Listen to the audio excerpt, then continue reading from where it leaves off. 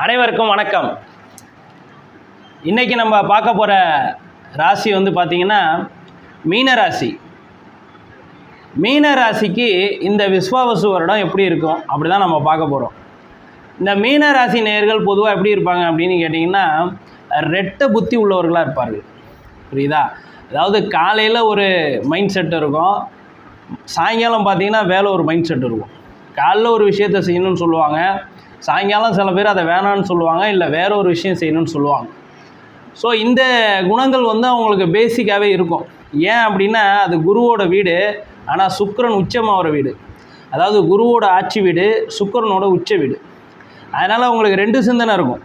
ஓகேவா? அதுதான் உங்களுக்கு ரெண்டு சிந்தனை வர்றதுக்கு காரணம். இப்படி இந்த ரெண்டு சிந்தனையில் ஒன்று வந்து பார்த்திங்க அப்படின்னு கேட்டிங்கன்னா புண்ணியத்தை சேர்க்குற சிந்தனையாக இருக்கும், இன்னொன்று வந்து பார்த்திங்க அப்படின்னா பொருளை சேர்க்குற சிந்தனையாக இருக்கும். ஏன்னா குரு பகவான் புண்ணியத்தை சேர்ப்பார், சுக்கிர பகவான் பொருளை சேர்ப்பார். ஓகேவா? இது ரெண்டுமே தப்பு கிடையாது.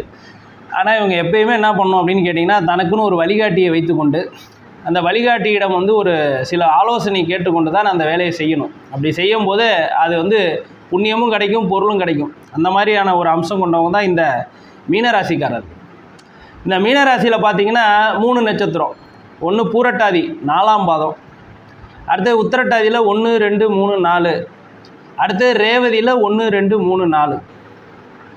ஆக மொத்தம் 9 பாதம், 3 நட்சத்திரம். காலபுருஷனுக்கு இது மோட்சஸ்தானம். காலபுருஷனுக்கு 12ஆம் வீடாக வரக்கூடியது இந்த மீன ராசி தான். ஸோ காலபுருஷனுக்கு இது மோட்ச வீடு.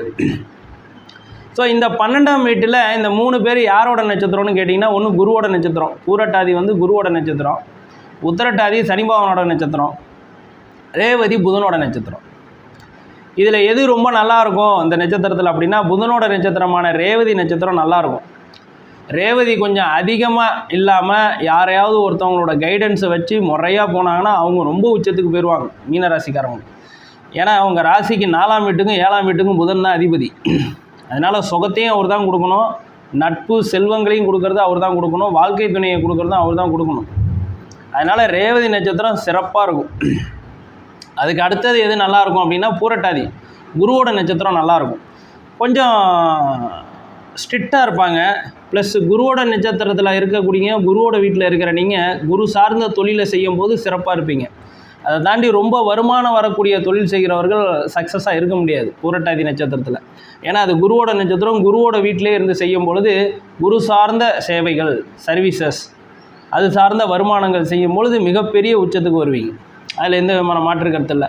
ஃபார் எக்ஸாம்பிளுக்கு ஏதாவது வந்து ஒரு பெரிய லாபம் இல்லாமல் 4 பேருக்கு பாடம் சொல்லி கொடுக்குறது, வாத்தியார் வேலை, ப்ரொஃபஸர்ஸ் ஜாபு, அந்த மாதிரியான வேலைகள் வரும்பொழுது சிறப்பாக இருக்கும். இல்லை கோயில் பணிகள், இல்லை ஜோதிடம் பார்ப்பது, இல்லை அந்த மாதிரியான விஷயங்கள் செய்யும்போது நிச்சயமாக சிறப்பாக இருக்கும். அடுத்தது 3வது உத்திரட்டாதி. உத்திரட்டாதி சனியோட நட்சத்திரம். சனி பகவான் உங்களுக்கு அவர் தான் லாபாதிபதி, அவர் தான் விரையாதிபதி.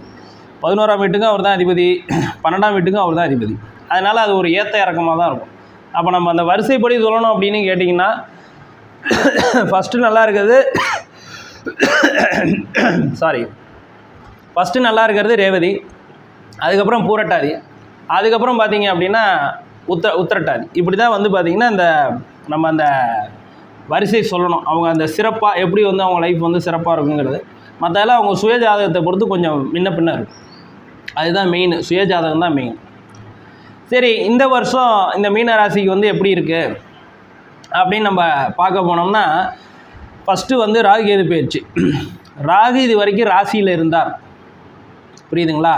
உங்களை எல்லாத்தையும் வந்து பிரம்மாண்டமான அமைப்பு, பிரம்மாண்டமான விஷயங்களை காட்டி கொண்டு இருந்தார்.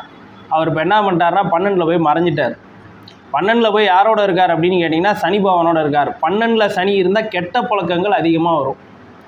எனக்கு தெரிஞ்சு 1.5-2 வருஷமாகவே மீனராசிக்காரர்கள் கெட்ட பழக்கங்கள் புதுசாக வந்தவங்க நிறைய பேர் இருக்காங்க. ஏற்கனவே இருக்கிறவங்க அதில் ரொம்ப அடிக்ட் ஆகிறதும் இப்போ அதிகமாகி கொண்டு தான் இருக்கிறார்கள். புரியுதுங்களா? 10ஆவதுக்கு ராகு வேறு சேர்றாரு. ராகு சனியோடு சேர்ந்தால் பிரச்சனை தான்.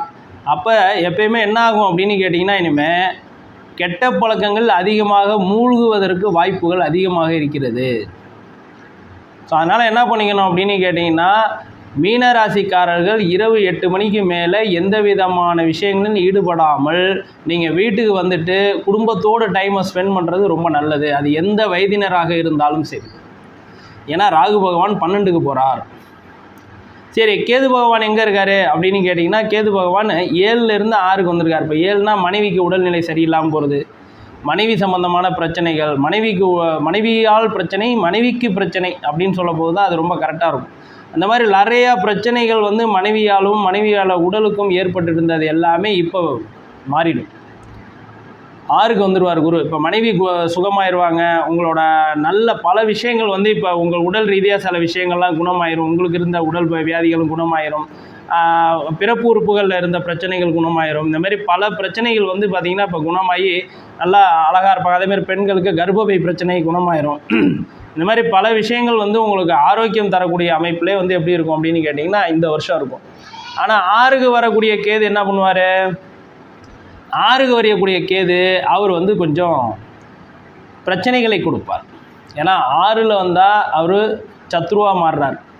புரியுதுங்களா? 6ல் வந்தால் அவரே உங்களுக்கு நோய் கொடுக்குறவராக வர்றார். அவரே உங்களுக்கு கடன் கொடுக்குறவா வருவார். அதனால் இப்போ எதிர்ப்பு அதிகமாகும். நீங்கள் தொழில் செஞ்சுட்டு இருக்கிறதுல தொழிலில் எதிர்ப்பு இருக்கும், வேலை பார்க்குற இடத்துல எதிர்ப்பு இருக்கும், குடும்பத்தில் எதிர்ப்பு இருக்கும், சொந்த பந்தங்களில் எதிர்ப்பு இருக்கும். புரியுங்களா? அதே மாதிரி பார்த்தீங்கன்னா உங்களுக்கு வந்து வர வேண்டிய வருமானம் ப்ராப்பராக வராது. பணம் பெரிய லெவலில் லாக் ஆகும். இதனால் நீங்கள் வந்து கடன் வாங்குற மாதிரி இருக்கும் பெரிய லெவலில். ஸோ அந்த கடன், இந்த மாதிரி வியாதி ஏதாவது ஒன்று புதுசாக வரும், இல்லை இருக்கிற வியாதி முத்தும். இந்த மாதிரி சுச்சுவேஷன்லாம் இப்போ 6ல் வரக்கூடிய கேது கொடுக்க போகிறார். அவர் சத்ருஸ்தானத்தில் வருகிறார். அது யார் வீட்டுக்கு வர்றார்? சூரியனோட வீட்டுக்கு வர்றார். சூரியனோட வீட்டுக்கு வரக்கூடிய அந்த கேது அந்த அளவுக்கு யாருக்குமே நல்லது கிடையாது. அது குறிப்பாக மீனராசிக்கு இந்த வருடம் சூரியனுக்கு கேது வந்துச்சுன்னா அந்த அளவுக்கு சிறப்பாக இருக்காது. ஏன்னா சூரியன் வீட்டுக்கு கேது வருவது என்பது பொதுவாகவே நல்லா இருக்காது. அது உங்களுக்கு சிரமத்தை கொடுக்கும். ஆக இப்போது கடந்த ஒரு ஆண்டுகளாக வந்து பார்த்திங்கன்னா மீனராசிக்காரர்கள் நல்லா செழிப்பாக இருக்காங்க. ஏன்னா மற்ற கிரகங்களோட அமைப்பெல்லாம் அந்த மாதிரி இருந்துச்சு. ராகு கேதுவோட அமைப்பு அப்படி இருந்துச்சு. குரு 3ல் மறைஞ்சிருக்காரு, அதனால் அப்படி இருந்துச்சு. பட் இப்போ என்ன பண்ணுறாங்க, இவங்கெல்லாம் வெளியில் வரும்போது பெரிய லெவலில் உங்களுக்கு இறக்கம் ஏற்படுறதுக்கு வாய்ப்பு அதிகமாக இருக்கிறது. அதனால் சர்வ ஜாக்கிரதையாக இருந்து கொள்ள வேண்டும். இந்த காலகட்டம் மீனராசிக்காரர்கள் சர்வ ஜாக்கிரதையாக இருக்கணும். ஏன்னா கேது 6ல் இருக்கார், ராகு 12ல் இருக்கார். இது வரைக்கும் பாசிட்டிவாக இருந்ததெல்லாம் உங்களுக்கு நெகட்டிவாக மாறும் ஒரு பக்கம். அடுத்த பயிற்சி என்ன? குரு பயிற்சி. இந்த குரு என்ன பண்ணியிருந்தார்? 3ல் போய் மறைஞ்சிருந்தார். குரு தான் ராசிநாதன். குரு தான் உங்களுக்கு ராசிநாதனாக இருக்கார். அப்படிப்பட்ட ராசிநாதன் என்ன பண்ணுறாருன்னு கேட்டிங்கன்னா 3ல் மறைஞ்சிருந்தார். அப்போ 3ல் குரு மறைஞ்சிருந்தால் நல்லா தானே இருக்கக்கூடாதுன்னா இருக்காது, நல்லாயிருக்கும். என்றைக்குமே தான் பிள்ளையில் வந்து அடித்து தான் வளர்ப்பார் குரு பகவான், கண்டித்து தான் வளர்ப்பார் குரு பகவான். அப்படிப்பட்ட குரு பகவான் 3ல் போய் மறைஞ்சிருந்தது உங்களுக்கு பிரச்சனை கிடையாது. ஆனால் இப்போ என்ன பண்ணிட்டார்? 4ங்கிற சுகஸ்தானத்துக்கு வந்துட்டார். இப்போ சுகஸ்தானத்துக்கு குரு வந்துட்டார் அப்படின்னு கேட்டிங்கன்னா ஆட்டோமேட்டிக்காக என்ன ஆகிடும் அப்படின்னா மிதுனத்துக்கு வர்றாரு குரு. மிதுனத்துக்கு குரு வந்துட்டார் அப்படின்னா உங்களோட சுகத்தை கெடுப்பார். அவர் எப்பயுமே இருக்கிற இடத்தை கொஞ்சம் லாக் பண்ணுவார். புரியுதா? அதை சரி செய்ய முயற்சி பண்ணுவார், கெடுக்க மாட்டார், சரி செய்ய முயற்சி பண்ணுவார். ஆனால் நீங்கள் இவ்வளோ நாள் வரைக்கும் கொஞ்சம் சந்தோஷமாக வாழ்ந்துட்டு இருந்தீங்க, ஆனால் அது அவர் விடமாட்டார் இனிமேல். புரியுதா? ஏன்னா அவர் பிள்ளைகளை நார்மலாகவே கண்டித்து வளர்ப்பார். இப்போ 4க்கு வேறு வர்றாருங்கும் போது ரொம்ப சுகத்தை பிடிச்சி இருக்குவார். வீடு, மனை, வாகனம், மற்ற விஷயங்கள், உங்களோட சந்தோஷமான எண்ணங்கள், சந்தோஷமான நீங்கள் போய் நான் ஆசைப்பட்டதெல்லாம் சாப்பிட்டேன், ஆசைப்பட்டதெல்லாம் செஞ்சேன்னு சொல்கிறீங்களா, அதெல்லாம் இனிமேல் லாக் பண்ணி விட்ருவார். இனிமேல் நீங்கள் அதை தாண்டி நீங்கள் அதை செஞ்சீங்க அப்படின்னா அது உங்களுக்கு வியாதியாக மாறும். ஏன்னா அதுக்கு தகுந்த மாதிரி கேது இருக்கிறார். புரியுதா? அப்போ குரு இப்பொழுது 4க்கு வருவது நீங்கள் வீடு, மனை, வாகனம் இந்த மாதிரி விஷயங்கள்லாம் கொஞ்சம் செய்யுங்க, ஆனால் ஜாக்கிரதையாக செய்யுங்க. புரியுதா? இல்லைன்னா அது என்ன பண்ணுன்னா தடை ஏற்படும், பிரச்சனைகளை ஏற்படுத்துவார், சில சுகக்கேடுகள் ஏற்படும். இந்த மாதிரி சில விஷயங்கள் நெகட்டிவாக நடக்கும். அதனால் நீங்கள் ரொம்ப கேர்ஃபுல்லாக இருக்கணும். மீனராசிக்கு வந்து பொதுவாகவே வந்து பார்த்திங்கன்னா ஒவ்வொரு ராசிக்கும் அவங்க ராசிநாதனை பொறுத்து அதுக்கான பலன்கள் மாறிக்கிட்டே இருக்கும். அந்த ராசிநாதன் எங்கே இருக்கிறார், அவர் எந்த மாதிரியான கேரக்டர் உள்ளார். இப்போ இதே மற்ற ராசிக்கு எடுத்துக்கிட்டிங்க அப்படின்னு கேட்டிங்கன்னா 4ல் ராசிநாதன் வந்தார்னா நல்ல சுகத்தை கொடுப்பார். ஆனால் இந்த ராசிக்கு மட்டும் 4ல் ராசிநாதன் வந்தார் அப்படின்னு கேட்டிங்கன்னா அவர் சுகத்தை கொடுக்க மாட்டார். ஏன்னா குரு அந்த மாதிரி உள்ளவர். ஆக ஒவ்வொரு விஷயத்துக்கும் இது மாறும். இதை ஆராய்ந்து நம்ம பார்த்து தான் ஒரு முடிவுக்கு வரணும். அப்போ இப்போ 4க்கு வர்ற குரு எதை பார்க்குறாருன்னா 8 பார்க்குறாரு. அது ஒரு வகையில் நல்லது. 8ஆம் இடத்தை குரு பார்க்கும்போது உங்களுக்கு அந்த 6ல் கேதுவால் ஏற்படக்கூடிய வியாதிகள் குறையும், ஆயுள் நீடிக்கும், ஆயுள் கண்டங்கள் வராது, கொஞ்சம் ரிலீஃப் கிடைக்கக்கூடிய சுச்சுவேஷன் குரு பகவான் 6 பார்க்குறது. சரி குரு 6 மட்டும் பார்க்குறாரா, அடுத்தது பார்த்தீங்கன்னா 7ஆம் பார்வையாக உங்களுக்கு குரு 8 மட்டும் பார்க்குறாரா, இல்லை 7ஆம் பார்வையாக 10ஐயும் பார்க்குறார், தொழில் ஸ்தானத்தையும் பார்க்குறார். குரு 4ல் இருக்கார், 5ஆம் பார்வையாக 8 பார்க்குறாரு, உங்களுக்கு வியாதி குணமாகுது. 7ஆம் பார்வையாக 10 பார்க்குறாரு, தொழிலை உங்களுக்கு சரி செய்வார். தொழிலில் எந்த பிரச்சனை வந்தாலும் அது நீடிக்காத அளவுக்கு பார்த்துக்கொள்வார். பிரச்சனை கண்டிப்பாக தொழிலில் வரும், ஆனால் வர்ற பிரச்சனையை அவர் பெருசாகாமல் சால்வ் பண்ணி விட்ருவார். உங்கள் பிரச்சனையை அப்படியே டல்லாகாமல், அப்படியே உங்கள் தொழில் அப்படியே டல்லாகாமல் அப்படியே ஸ்மூத்தாக கொண்டு போகிறதுக்கு குரு பகவான் வழி பண்ணியிருக்கார். அவர் அங்கே மட்டும் பார்க்கல, 12ஆம் இடத்தையும் பார்க்குறார், ராகுவும் சனியையும் பார்க்குறார். ராகுவும் சனியையும் குரு பார்க்கிறார். அப்படி பார்க்கும்போது என்ன ஆகுன்னு கேட்டிங்கன்னா, சனியாலையும் ராகுவாலையும் ஏற்படக்கூடிய தொந்தரவுகளை குரு பகவான் குறைப்பார். ஆக குரு பெயர்ச்சி உங்களுக்கு 50-50. அவர் வந்த இடம் உங்களுக்கு சோதனையை கொடுக்கும், ஆனால் பார்க்குற இடம் வந்து பார்த்திங்கன்னா உங்களுக்கு நன்மையை கொடுக்கும். ஓகேவா? இப்போ அடுத்து என்ன சொல்கிறாங்க அப்படின்னு கேட்டிங்கன்னா, சனி பெயர்ச்சி இப்பொழுது கிடையாது. சனி பெயர்ச்சி இந்த விஸ்வாவசு வருடம் இறுதியில் தான், அதாவது 6/3/2026 தான் உங்களுக்கு சனி பெயர்ச்சி. அது வரைக்கும் சனி பெயர்ச்சி கிடையாது. ராசிக்குள்ளே சனி வரலை, சனி பகவான் ராசிக்குள்ளே வரல. புரியுதா உங்களுக்கு? அதாவது கிரக கோயில்களில் எப்பொழுது கிரகப்பெயர்ச்சி பூஜை நடக்கிறதோ அப்பொழுது தான் கிரகம் பெயர்ந்ததாக அர்த்தம். அதற்கு முன்னாடி கிரகப்பெயர்ச்சி கிடையாது. புரியுதா? மனிதனுக்கு ஒரு பஞ்சாங்கம், கோயிலுக்கு ஒரு பஞ்சாங்கங்கிற மாதிரிலாம் கிடையவே கிடையாது. கோயிலே மனிதனுக்காக கட்டப்பட்டது தான், மனிதனின் முன்னேற்றத்திற்காக கட்டப்பட்டது தான், மனிதன் வாழ்க்கையை செம்மைப்படுத்துகிறதுக்காக கட்டப்பட்டது தான், மனிதனோட அறிவு புத்தியும் வளருவதற்காக, உன்னதம் அடைவதற்காக, மோட்சத்தை நோக்கி புறப்படுவதற்காக கட்டப்பட்டது தான் கோயில்கள் அனைத்துமே. அப்போ கோயிலுங்கிறது மனிதனுக்காக செய்கிறதான தவிர்த்து கோயிலுக்கு தனியாக ஒன்று செய்கிறது, மனுஷனுக்கு ஒன்று தனியாக செய்கிறதுன்னு கிடையாது. புரியுதா? கோயிலில் செய்யக்கூடிய அனைத்து பூஜைகளும் மனிதனோட நலத்துக்காக செய்யக்கூடியது தான். புரியுதா? இறைவனை நீங்கள் பூஜிக்கக்கூடிய அனைத்து விஷயங்களும் உங்களோட நன்மைக்காக நீங்கள் செஞ்சுக்கிறதா. நீங்கள் போய் அர்ச்சனை பண்ணுறீங்கன்னா யாருக்கு நல்லது? இறைவனுக்கா நல்லது? இல்லை, உங்களுக்கு நல்லது.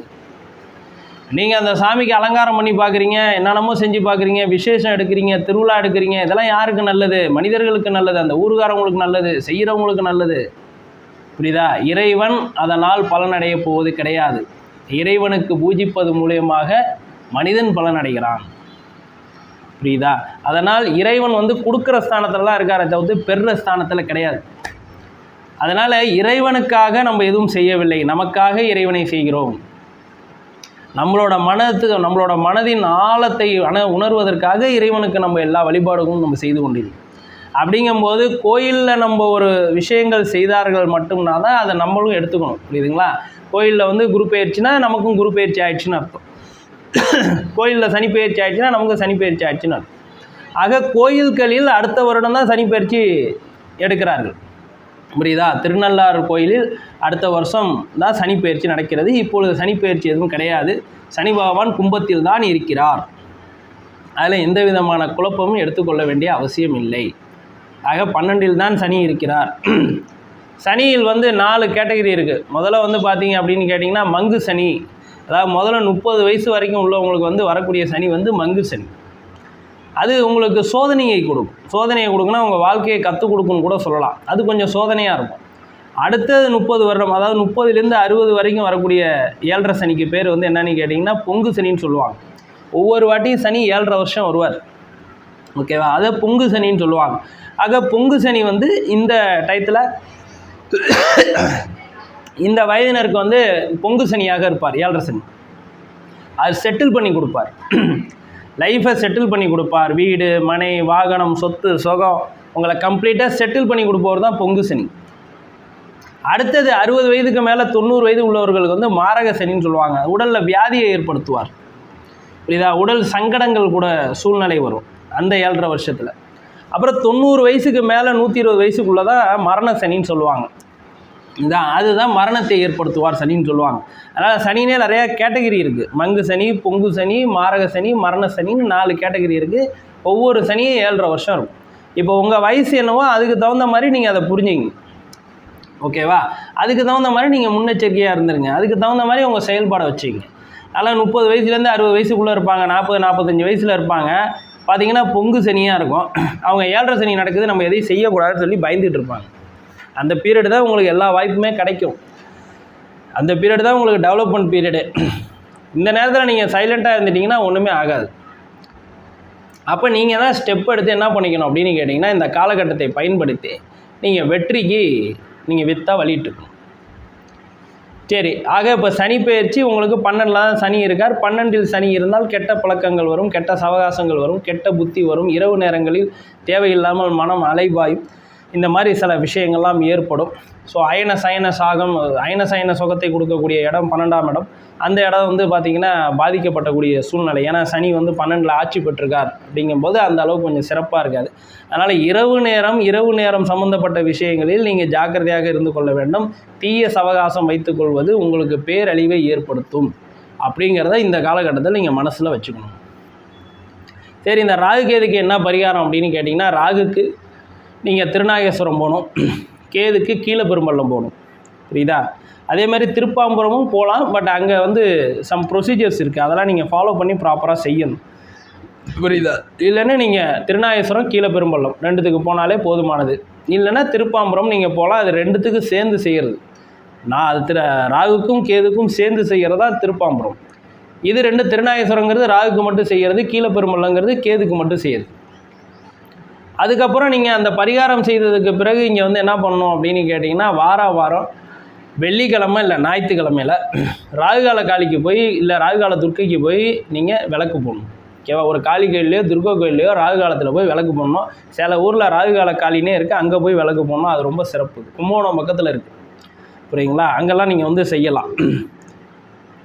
கேதுவை பொறுத்தளவுக்கு விநாயகருக்கு பூஜை செய்வது தான் சிறப்பு. விநாயகர் பெருமானுக்கு நீங்கள் வந்து பூஜை செய்து விநாயகர் பெருமானுக்கு சதுர்த்தி 2 சதுர்த்தி ஒரு மாதத்தில் அந்த நேரத்தில் வந்து அபிஷேகம் செய்வது, யாகம் செய்வது, பூஜை செய்வது, அர்ச்சனை செய்வது அவங்கவுங்க தகுதிக்கு தகுந்த மாதிரி நீங்கள் செஞ்சுக்கும் பொழுது இந்த கேதுவோட கெட்ட பாதிப்பு உங்களை குறைக்கும்.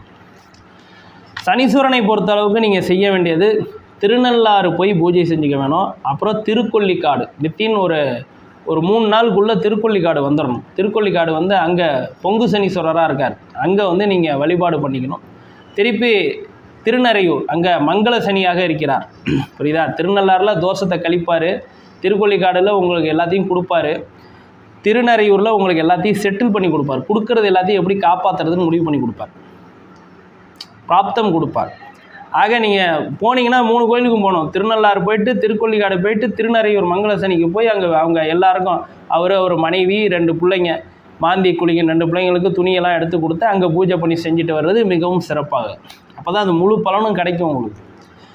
ஸோ இந்த வகையில் செஞ்சுக்கும் போது சனீஸ்வரனோட தோஷம் நிவர்த்தியாகி வாரம் சனிக்கிழமை ஆஞ்சநேயருக்கு நீங்கள் பூஜை பண்ணலாம். இல்லைன்னா துளசி மாலை போடலாம், வெத்தலை மாலை போடலாம், இல்லை விளக்கேற்றி வழிபடலாம். இல்லை அட்லீஸ்ட் 2 துளசியாவது கிள்ளி அவர் பாதத்தில் வச்சு தொட்டு கும்பிட்டுட்டு வரலாம். இப்படி செய்வதன் மூலியமாக சனியின் தொந்தரவு அறவே தீர்ந்துவிடும். அடுத்தது குரு பகவானை பொறுத்தளவுக்கு என்ன பண்ணணும் அப்படின்னு கேட்டிங்கன்னா, நீங்கள் ஆலங்குடி போய் குருவுக்கு பரிகார அர்ச்சனை பண்ணிக்கணும். இல்லை பரிகார ஹோமம் நடத்துவாங்க. இப்போ குரு பயிற்சி வரப்போகுது. இப்போ பரிகார ஹோமம் நடத்துவாங்க. பரிகார ஹோமத்துக்கு பணத்தை கட்டி நீங்கள் பரிகார ஹோமத்தில் போய் கலந்துக்கலாம். அது இன்னும் சிறப்பாக தான் இருக்கும், ஒன்றும் குறை இருக்காது. ஸோ அந்த பரிகாரத்தின் பண்ண மூலயமா அந்த நாளில் சுகத்தை கெடுக்கக்கூடிய அமைப்பு குரு பகவான் செய்ய மாட்டார். கொஞ்சம் பொழைச்செல்லாம் இருக்கும். அந்த அலைச்சல்லாம் ஹெவியாகிடும். இந்த வருஷம் நிம்மதியாக ஒரு இடத்துல உட்கார முடியாது நாளில் குரு வந்தால். அப்படி அதெல்லாம் வந்து கொஞ்சம் குறையும். கொஞ்சம் தேவையில்லாத அலைச்சல்லாம் இல்லாமல் வருமான ரீதியாக அலைச்சல் மட்டும் இருக்கிறதுக்கு வாய்ப்பு இருக்குது. இருந்தாலும் குருகிட்ட நம்ம ஏமாற்ற முடியாது. கொஞ்சம் ஜாக்கிரதையாக தான் நீங்கள் உங்களோட பிளான் பண்ணிக்கணும். இல்லைனா குரு பகவான் ரொம்ப கரெக்டாக பார்ப்பார்.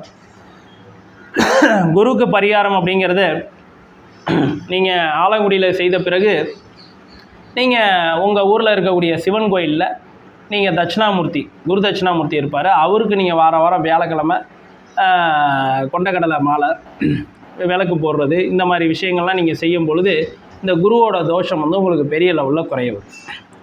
ஸோ இப்படி தான் இந்த விஸ்வாவசு வருடத்தை நீங்கள் கடந்து வர வேண்டும். இப்படி நீங்கள் வந்தீங்க அப்படின்னா உங்களுக்கு எல்லாமே சிறப்பாக இருக்கும். சரி, திருமணம் எப்படி இருக்கும் அப்படின்னு கேட்டிங்கன்னா, திருமண நாளில் குரு வர்றார், நிச்சயமாக திருமணம் செய்து வைப்பார். அதில் எந்த விதமான மாற்று கருத்தும் இல்லை. தாராளமாக திருமணத்துக்கு எல்லா ஸ்டெப்பும் எடுக்கலாம். திருமணம் நடக்கும், எந்த பிரச்சனையும் வராது. ஏன்னா 7ல் இருக்கிற கேது நவுந்துட்டார். அதனால் ஏற்கனவே திருமணத்தில் இருந்த தடைகளும் நீங்கி இப்போ திருமணம் வந்து சக்ஸஸ்ஃபுல்லாக நடக்கும். அதனால் அதில் எந்த விதமான பிரச்சனையோ மாற்று கருத்தோ கிடையாது. புரியுதுங்களா? அடுத்தது குழந்தை பாக்கியத்திலே எந்த பிரச்சனையும் இல்லை. அந்த இடம்லாம் சுத்தமாக இருக்குது. ஸோ நல்லபடியாக குழந்தை பிறக்கும், அதை பற்றி நீங்கள் கவலைப்பட வேண்டியது இல்லை. ஸோ குழந்தைக்கு தேவையான முயற்சிகள் எடுக்கிறது போகிறது வர எல்லாமே செய்யலாம், அதுவும் சிறப்பாக இருக்கும். தொழில் எப்படி இருக்கும் அப்படின்னு கேட்டிங்கன்னா, தொழிலில் நீங்கள் ரொம்ப நிதானமாக நடந்துக்கணும். இல்லைனா போன வருஷம் நீங்கள் டபுளாக சம்பாரிச்சதெல்லாம் இப்போ ட்ரிபிளாக செலவாயிடும். அதனால் ரொம்ப ஜாக்கிரதையாக இருங்க. இந்த வருடம் உங்களுக்கு ஒரு நிதானமாக கடக்கக்கூடிய காலகட்டம் தொழிலை பொறுத்தளவுக்கு. குடும்பத்தை பொறுத்தளவுக்கு ஏற்கனவே மனைவியோடு இருந்த மனஸ்தாபம்லாம் நீங்கி இப்போ மனைவி குடும்பத்தோடு சேர்ந்து பிள்ளைங்களோட சந்தோஷமாக வாழக்கூடிய காலம். கொஞ்சம் இந்த தொழிலில் ஏற்படக்கூடிய டென்ஷனை கொண்டு போய் வீட்டில் காட்டி தேவையில்லாத பிரச்சனையை வளர்த்துக்காதீங்க. வீட்டை நிம்மதியாக வச்சுக்கிட்டிங்கன்னா இந்த காலகட்டத்தை கொஞ்சம் சொகுசாக ஓட்டிக்கலாம். ஸோ இந்த வருடம் உங்களுக்கு ஒரு 50-50 தான். 50% நல்லா இருந்தாலும் 50% கொஞ்சம் சோதனை காலம்தான். ஸோ நீங்கள் இந்த பரிகாரம்லாம் செய்து ரெகுலராக நீங்கள் வழிபட்டு வர, ஒரு தடவை போய் கோயிலுக்கு போய்ட்டு வரதெல்லாம் எதுவும் ஆகாது. தினமும் வழிபடணும். இந்த விஷயத்துக்கான பரிகாரங்கிறது நாங்கள் உங்களுக்கு இதெல்லாம் செய்யக்கூடாதுன்னு சொல்கிறோம்ல, அதில் ஜாக்கிரதையாக இருந்துக்கிறது தான். வீடியோவில் உங்களுக்கு ஏதாவது டவுட் இருந்துச்சு அப்படின்னா நிச்சயமாக எனக்கு வந்து கீழே வந்து கமெண்ட் பண்ணுங்கள். இல்லை வேறு ஏதாவது வந்து உங்களுக்கு தகவல் வேணும்னாலும் கீழே கமெண்ட் பண்ணுங்கள். அடுத்தடுத்த வீடியோவில் நான் வந்து அதை வந்து அந்த தகவலுக்கு நான் தனி வீடியோ நான் போடுறேன். ஸோ இந்த வருடம் உங்களுக்கு சிறப்பாக அமைய எல்லாம் வல்ல கற்ப விநாயகரை நான் வணங்கி கேட்டுக்கொள்கிறேன். அனைவருக்கும் வணக்கம். அதேமாரி என்னன்னு கேட்டிங்கன்னா, இதை வந்து உங்களுக்கு ரொம்ப பிடித்தமான பதிவாக இருக்கும்னு நான் நினைக்கிறேன். உங்களுக்கு பயனுள்ளதாக இருக்கும்னு நான் நினைக்கிறேன். ஸோ இந்த வீடியோ வந்து சப்ஸ்கிரைப் பண்ணுங்கள், ஷேர் பண்ணுங்கள், லைக் பண்ணுங்கள். உங்கள் நண்பர்களுக்கும் இந்த ராசிக்காரவங்களுக்கும் அதை ஷேர் பண்ணி அவங்களையும் பார்த்து பலன் பெற வச்சு மென்மேலும் எங்களுக்கு வந்து சப்போர்ட்டாக இருக்கணும்னு கேட்டுக்கொள்கிறேன். மிகவும் நன்றி. வணக்கம்.